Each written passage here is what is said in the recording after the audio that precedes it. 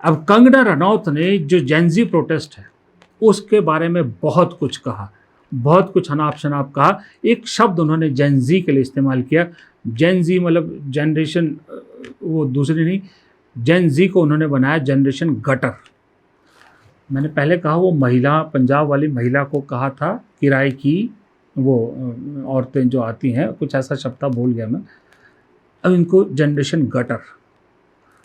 अब उस एक औरत ने अभी भी नचा रखा है कंगना रनौत को। उस एक औरत पे दिए बयान ने कंगना रनौत छोड़ी पूरी बीजेपी को शर्मिंदा किया था। अब ये जनरेशन जी या जेन जी जिसको कहें, इस जनरेशन गटर शब्द को कैसे ले। इतना ही नहीं, मैडम बहुत कुछ बोल रही हैं, जरा सुनिए, कंगना रनौत को सुनिए। आप हमारे 75 ईयर ओल्ड प्राइम मिनिस्टर हैं, उनकी दिवंगत माता जी को, उनको इतनी गंदी गंदी भद्दी गालियां दे। हमने भी स्टूडेंट प्रोटेस्ट किए हैं, इतना हमें संकोच होता था, इतनी शर्मिंदगी होती थी कि हमें कैमरा में दिखाया जा रहा है, आगे एक स्टूडेंट को करके हम अपनी मांग रखते थे। कौन स्टूडेंट प्रोटेस्ट का हिस्सा नहीं बने? ये किस तरह के स्टूडेंट हैं और किस तरह की अश्लील बातें हैं, किस एंगल से ये लोग स्टूडेंट लगते हैं। आज इनके जो भी आगे चल के सुप्रीम कोर्ट के लॉयर्स होंगे या लॉयर्स होंगे, क्या इनके माँ बाप अफोर्ड कर पाएंगे? इनके खुद की तो हैसियत नहीं है अफोर्ड करने की। और हमें ये अब ट्रोल करे चाहे कुछ भी करे, 16 ईयर ओल्ड से जो है हम अपना करियर बना रहे हैं, माता पिता पर कभी बोझ बनकर नहीं रहे। और जिनके माता पिता बहुत ही कंजर्वेटिव हैं, हम जानते हैं कि हमारा हिंदुस्तानी समाज कैसा है, उनकी बेटियां ऐसे इतनी गंदे गंदी भाषा में बात कर रही हैं, समाज में उनकी क्या इज्जत रह जाएगी और उनको किस तरह की विपरीत परिस्थितियों का सामना करना पड़ेगा। क्या ये सोचते हैं क्या हम लोग as a society, this is not acceptable to us in any way. Thank you. अब पहली बात तो कंगना जी, आपके इस बयान से मुझे लगता है सबसे पहले तो प्रधानमंत्री खुद आहत होंगे। आपने 75 साल का बुजुर्ग बता दिया प्रधानमंत्री को, और वो नौजवान बच्चों को जो उनके पोता पोतियों की उम्र के हैं उन्हें फ्रेंड्स कह रहे हैं और आप उन्हें बुजुर्ग कह रही हैं। खैर, मजाक की बात। दूसरा, इस बात में, इस पूरे सेंटेंस में, अपने बयान में कंगना रनौत ने कुछ बातें कही। उन्होंने कहा कि हम भी स्टूडेंट प्रोटेस्ट में हिस्सा लेते थे, लेकिन कैमरे की शर्म आती थी, हम जो है किसी को आगे कर लेते। तो यहाँ पर जरा कंगना रनौत जी की सच्चाई जानना बेहद ज़रूरी है। देखिए विकिपीडिया क्या कहता है। विकिपीडिया कहता है कि कंगना रनौत की पैदाइश है 23 मार्च 1986 की। याद रखिए कि 23 मार्च 1986 की, आज की डेट में 40 साल उनकी उम्र हो चुकी है।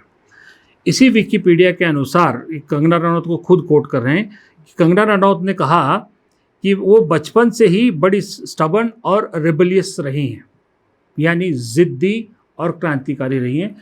यही वो बच्चे भी हैं, ज़िद्दी और क्रांतिकारी, जो जंतर मंतर पर सरकार के खिलाफ इकट्ठे हुए थे, इनफैक्ट पूरे देश में इकट्ठे हुए थे, जिन्हें जनरेशन गटर कह रही हैं। कौन? कंगना रनौत। कंगना जी याद रखिएगा। अब नीचे आइए।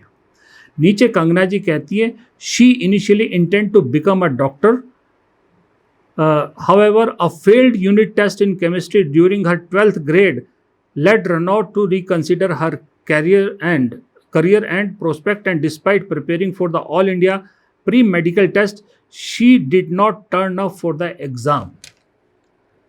अरे जिसने PMT दिया ही नहीं, जिसने 12th पास की ही नहीं, वो क्या जाने नीट पेपर लीक के दर्द को, वो क्या जाने उन बच्चों के दर्द को जो खड़े सड़क पे उतरे थे सरकार के खिलाफ, और उन्हें जनरेशन गटर कह रही है वो जो खुद टेस्ट तक नहीं दे पाई। वो उन बच्चों के दर्द का मजाक उड़ा रही है। फिर आप अगली लाइन आइए। She relocated to Delhi at the age of 16। 16 साल की उम्र में वो दिल्ली चली गई। पहली बात तो देखिए, मेरे भी 2 बच्चे हैं, एक अभी 16 साल से कम उम्र है, एक 16 साल से ऊपर। मुझे नहीं मालूम 16 साल की उम्र में कौन सा बच्चा 12th में होता है या 12th क्लियर कर चुका होता है।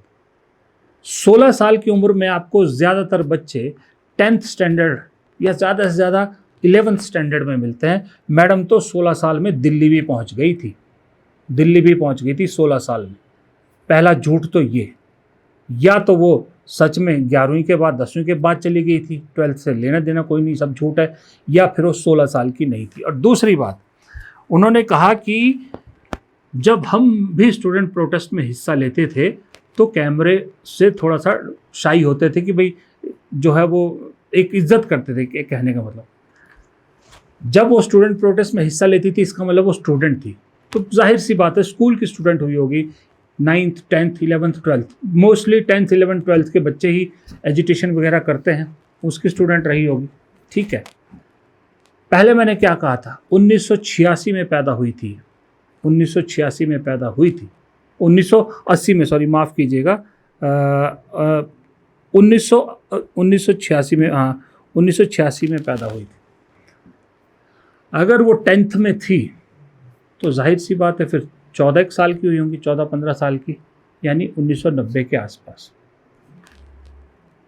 1990 के आसपास आपको मैं सही बताऊं तो इंडिया में प्राइवेट न्यूज़ चैनल 98-99 में शुरू हुए थे।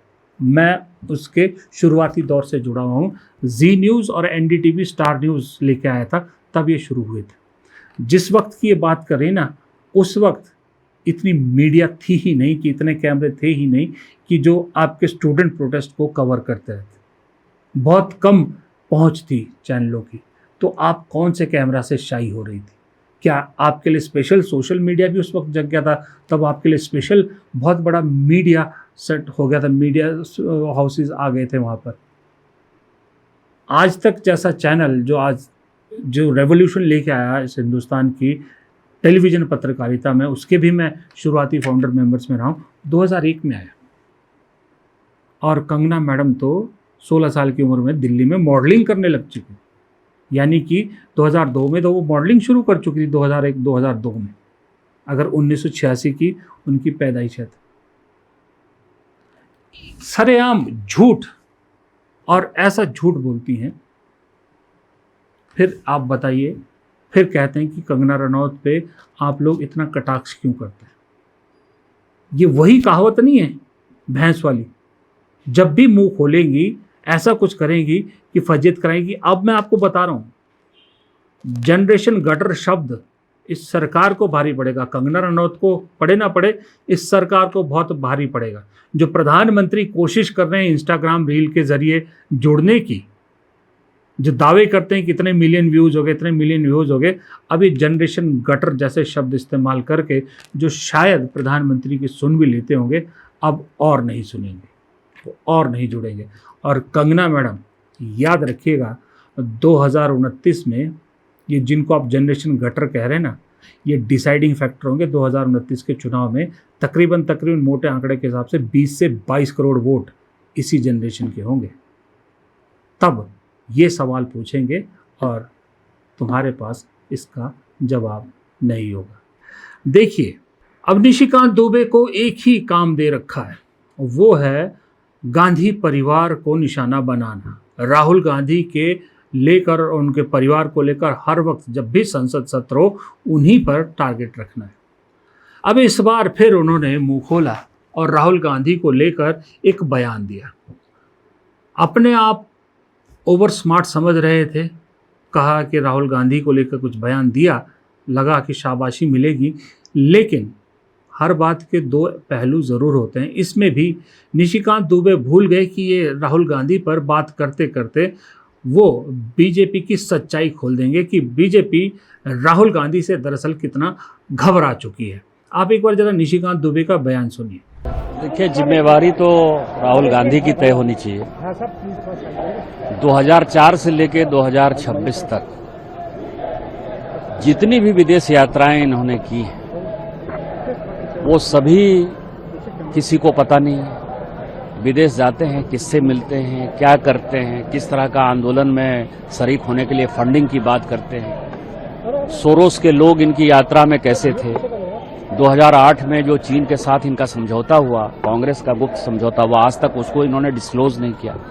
ये कोई ट्रांसपेरेंसी है। दूसरा, लीडर ऑफ द अपोजिशन का जो कानून में कॉल एंड सगधर कहता है कि लीडर ऑफ द अपोजिशन यदि डिफेक्टो प्राइम मिनिस्टर की तरह बिहेव करेगा तो बाहर जब जाएगा तो वो देश की नीतियों के बारे में, सरकार के नीतियों के बारे में बताएगा।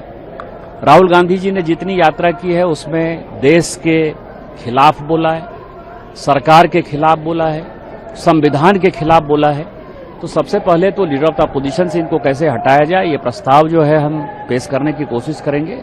और दूसरा 2004 से लेकर 2026 तक इनकी सारी यात्राएं, सारे मित्र, सारे गुप्त समझौते, इसके बारे में हम सरकार से आग्रह करेंगे कि एक एसआईटी बना दी जाए और एसआईटी से इसकी जांच हो, तभी तो जिम्मेवारी तय होगी ना। पहले तो ये जिम्मेवारी तय हो, पहले तो 2004 से 2026 तक राहुल गांधी की जिम्मेवारी तय हो, तब जो वो डिमांड कर रहे हैं उसकी जिम्मेवारी तय होगी। और जिस तरह की घटनाएं सामने आ रही हैं, जिन लोगों ने फंडिंग की है, जिन लोगों ने पैसे दिए हैं, जिन तरह की चीजें हुई है, और जिसमें कांग्रेस का सबसे बड़ा योगदान है, राहुल गांधी विदेशी ताकतों के हाथ में बिके हुए एक पुतले हैं।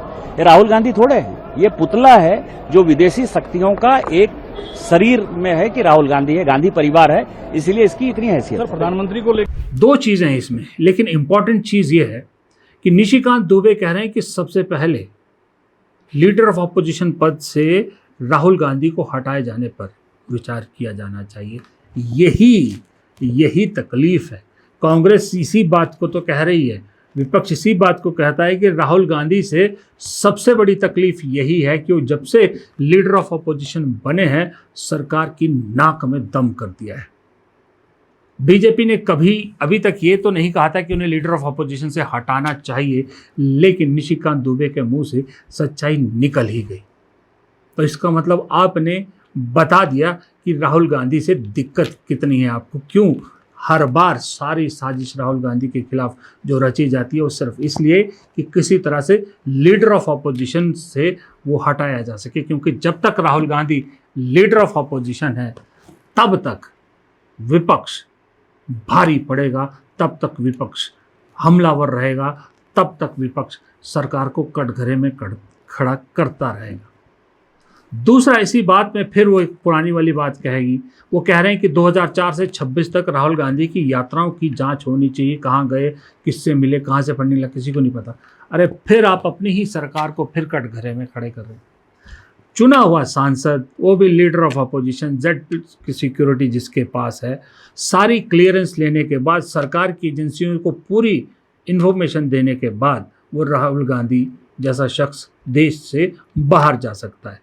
सरकार के पास सारा डिटेल होता है राहुल गांधी कहाँ किस देश में जा रहे हैं, और वहाँ उस देश में जाके किससे बैठक कर रहे हैं, कहाँ मिल रहे हैं, कहाँ नहीं मिल रहे हैं। ये तो काम आपकी इंटेलिजेंस एजेंसीज का है ना। फिर वो जेम्स बॉन्ड जो आपने बिठा रखे हैं डोभाल, वो नाकारा हैं क्या? क्या निशिकांत दुबे ये साबित करना चाहते हैं कि डोभाल, अजीत डोभाल किसी काम के नहीं, कि उनकी इंटेलिजेंस एजेंसीज ये नहीं पता कर पाती कि राहुल गांधी विदेश में जाकर किससे मिलते हैं?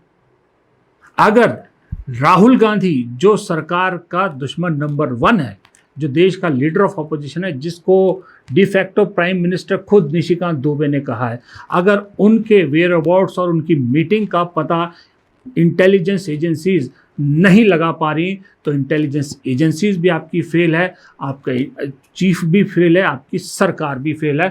राहुल गांधी इसका मतलब तुम सब पे भारी पड़ रहा है। ये निशिकांत दुबे जी इस एंगल से भी कभी सोच लिया करो, कितनी बार इस तरह से फजीयत कराओगे। नमस्कार।